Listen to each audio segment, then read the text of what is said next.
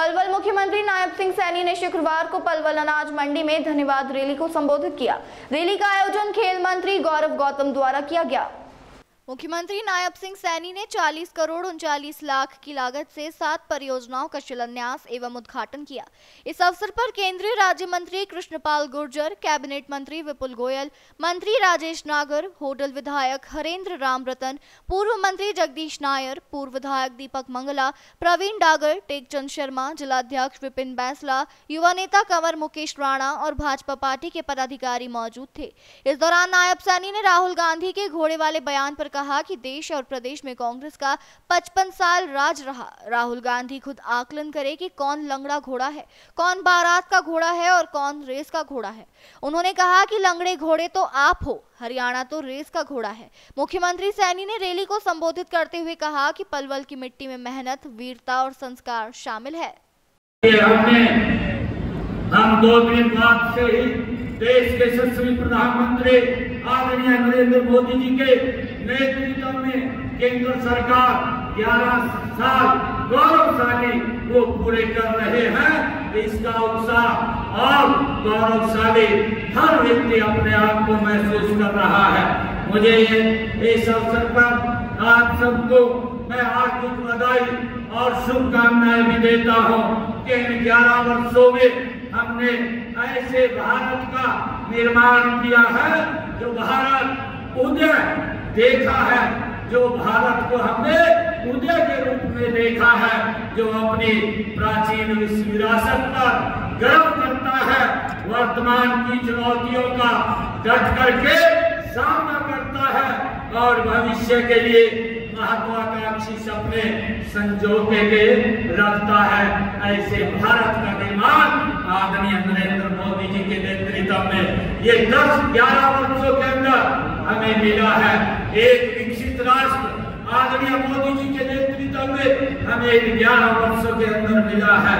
मैं प्रधानमंत्री जी के दूरदर्शी नेतृत्व, उनकी अदम्य इच्छा शक्ति और सबका साथ, सबका विकास, सबका विश्वास और सबके प्रयास के मूल मंत्र से देश को एक नई दिशा देने और एक नई ऊर्जा प्रदान करने के लिए मोदी जी के नेतृत्व में देश के एक निर्णायक और पारदर्शी सरकार का जो चल रही है, मैं कार्य संस्कृति में जो अभूतपूर्व बदलाव आया है, इसके लिए देश के यशस्वी प्रधानमंत्री जी का मैं दिल से आभार व्यक्त करता हूँ।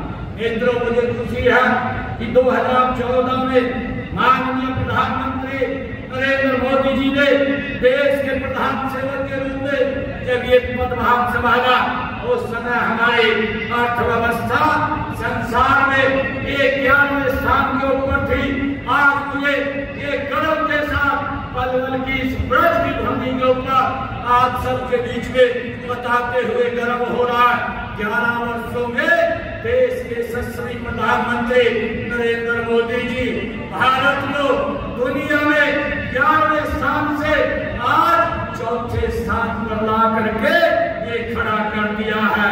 हम आदरणीय प्रधानमंत्री जी का दिल से आभार व्यक्त करते हैं।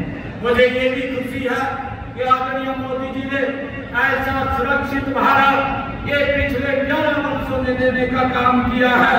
प्रधानमंत्री जी ने देश हित में कई ऐतिहासिक निर्णय लिए हैं, चाहे जम्मू कश्मीर के अंदर धारा 370 35A को समाप्त करने की बात हो और कश्मीर से कन्याकुमारी तक अखंड भारत के निर्माण की बात हो।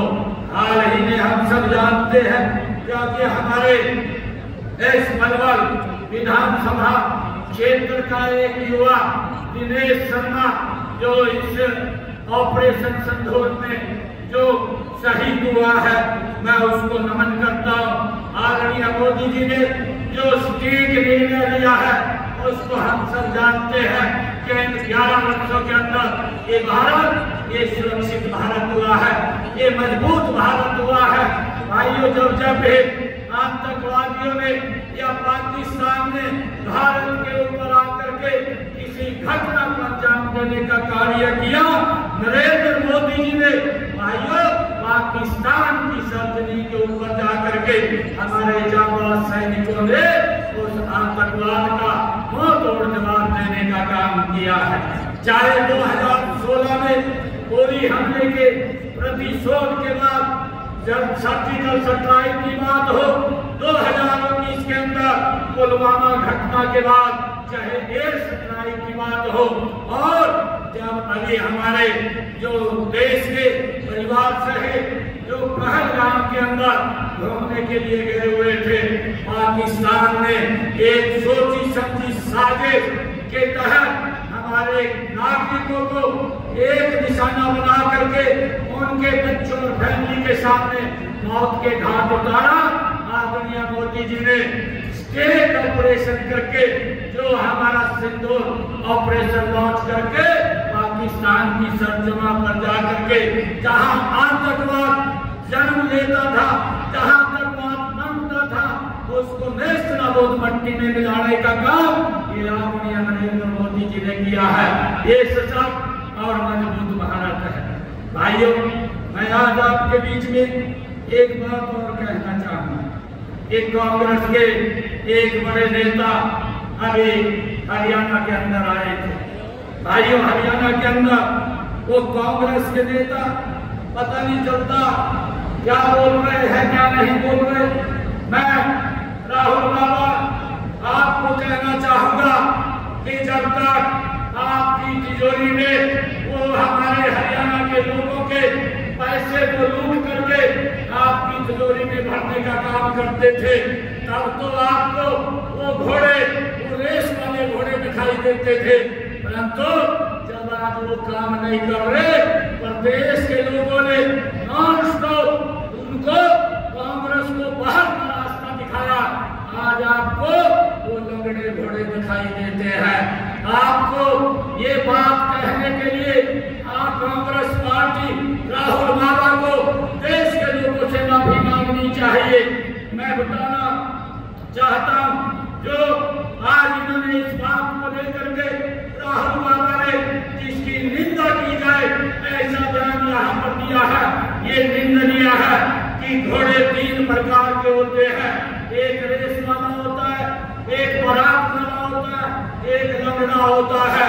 ये राहुल बाबा इस प्रकार की स्टेटमेंट यहाँ दे करके गया है।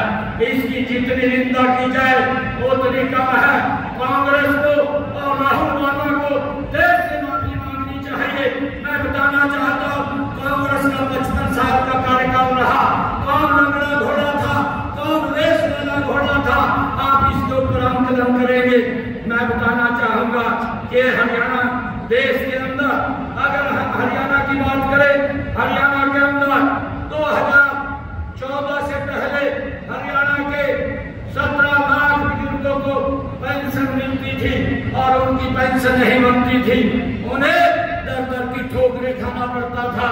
आज हरियाणा प्रदेश के अंदर 36 लाख हमारे बुजुर्ग हैं जिनको 3000 रुपये महीना सम्मान भत्ता देने का काम हमारी सरकार कर रही है। मैं राहुल बाबा को, कांग्रेस के नेताओं ये भी कहना चाहूंगा कि आप जो आपने पिछले सालों में जो काम किया है, मेरी फसल मेरा ब्यौरा, कांग्रेस ने इसके ऊपर 0 काम किया, कोई काम नहीं किया। हमारी 10 वर्ष की, 10.5 वर्ष की सरकार ने हरियाणा के अंदर लगभग 12 लाख किसानों को फसल की खरीद का 1,48,000 रुपया उनके खाते में पहुंचाने का काम किया है।